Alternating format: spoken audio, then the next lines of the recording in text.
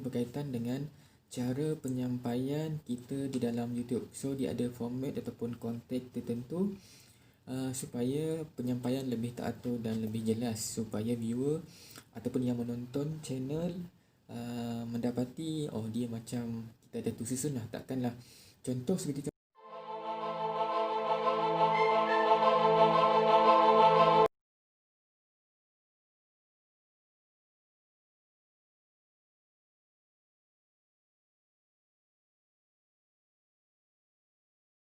Assalamualaikum dan selamat kembali ke NHEDU. Kepada yang telah subscribe, terima kasih. So hari ini saya akan share tentang ataupun info berkaitan dengan cara penyampaian kita di dalam YouTube. So dia ada format ataupun konteks tertentu supaya penyampaian lebih teratur dan lebih jelas, supaya viewer ataupun yang menonton channel mendapati dia macam kita ada tu susun lah, takkanlah contoh seperti contoh kita ada intro, konten dengan ending. Okey, so tanpa melengahkan masa lagi, jom. Okey, seperti yang maklum ataupun seperti tajuk dalam channel ini, okey, saya akan berbicara tentang 3 bahagian, iaitu yang pertama tentang intro, pendahuluan, yang kedua ni konten ataupun kandungan yang macam ni kita nak sampaikan, apa yang perlu kita sampaikan. Yang ketiga, ending ataupun penutup. Okey, yang ketiga ni amat penting supaya penceritaan ataupun penyampaian kita lebih jelas untuk tontonan. Okey, tanpa melengahkan masa, saya akan huraikan satu persatu. Yang pertama, intro. Yang ni perlu ada supaya channel kita lebih jelas, supaya orang pun memahami apa yang kita nak sampaikan. Okey, contoh intro. Assalamualaikum, good morning, good night, good evening. Okey, so hai, apa khabar, adakah yang dekat sana selamat. Contoh SOP.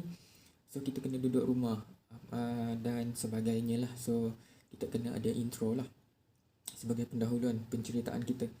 Yang ni untuk konten ataupun kandungan, yang ni adalah lebih penting disebabkan contoh apa yang kita nak sampaikan, contoh produk, servis ataupun mungkin unboxing, review, info dan apa-apa yang berkaitan. So kita yang ni lebih jelas supaya orang orang akan faham daripada intro tadi.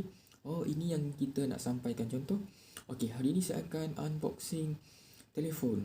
Dia dah tahu yang pertama tu dalam penceritaan intro tadi, telefon. So kandungan ni dia mungkin dia dah fikir dah. Dia akan fikir spek phone tu boleh buat gaming, apa phone tu boleh buat, apa jenis phone tu, model dia, berapa harga dia. Itu biasa orang nak tahu, tu dah dalam kandungan. Yang ketiga, last but not least, ialah penutup ataupun ending. So penutup ni dia dah summarize daripada intro, kandungan dan diletak di dalam ending. Yang ni supaya adakah telefon itu yang terbaik, seperti contoh berapa harga dia dah dilancarkan, adakah ia penting ataupun boleh menarik minat untuk mungkin lapisan pengguna pengguna mungkin ni muda ataupun orang tua. Ending ni selepas ending tu kita letaklah mungkin dia punya list apa-apa berkaitan. Ini yang perlu kita buat. Selepas itu kita cakap semoga kita berjumpa lagi pada next video yang akan datang. Jika video ini bermanfaat, bantu saya dengan subscribe. Itu seperti contoh. 3 ni yang saya telah sampaikan tadi, intro, kandungan dan ending. So sampai di sini saja perkongsian saya tentang cara penyampaian ataupun konteks di dalam membuat channel di YouTube. Sehingga kita berjumpa lagi pada next video yang akan datang. Saya Azri bin Mulhan. Support NHTube dan subscribe NHTube. Assalamualaikum. Support saya dengan tekan button like dan tekan button subscribe. Terima kasih.